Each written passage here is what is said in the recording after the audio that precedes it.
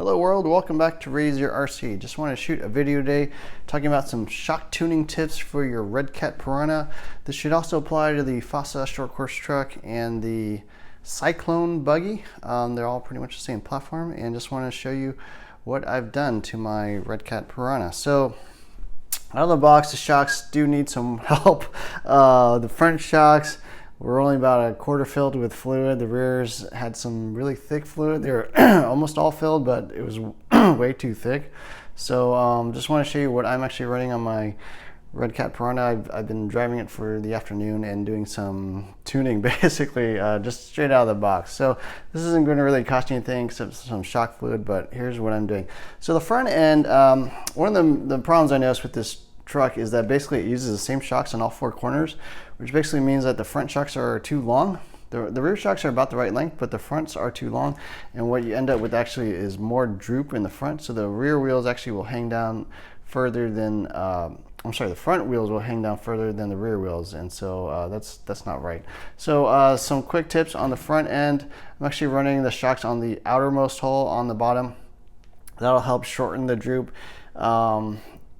Yeah, the shocks are just way too long, so that just helps in general. And then the other thing I'm doing, I'm actually running the bottom holes on these Camber Links instead of the top holes or the stock position. The bottom holes gives a little more steering. That's another problem I noticed with this truck, is it does not really have enough front end steering. Part of that's going to be the servo, maybe the steering throw, but part of that I think is also the roll. So I'm actually running the lower holes on the steering hubs. And then on the shocks themselves, I'm running 30 weight associate oil. That seems just about right. Seems pretty good. Another little tip here on the actual shock mounts, they use a screw and this nut. I just flipped it around. So normally the screw comes in from the front and then the nut is on the back. I just flipped it so the screw is threaded all the way in the back and then the nut is on the front. And that way, if you ever want to take out the shocks, you just loosen that nut and you don't have to unthread this entire screw. The stock way, you got to take out that whole like 20mm screw. It's really annoying, and especially with the Phillips head. So a little tip there to save you some time. On the rear end, I dropped the fluid down to 22.5 weight oil. I don't know what the stock is, but 22.5 seems pretty good.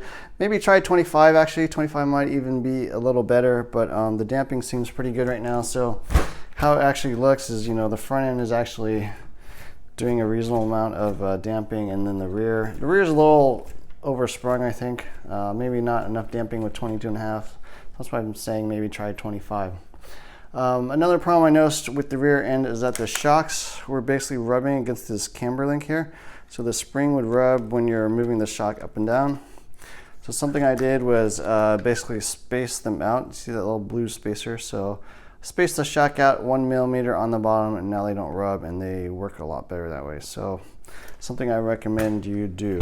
Other than that, I think that's pretty much it. I replaced these screws with some regular M3 screws instead of those like self-tapping wood screws or whatever the heck they're using stock.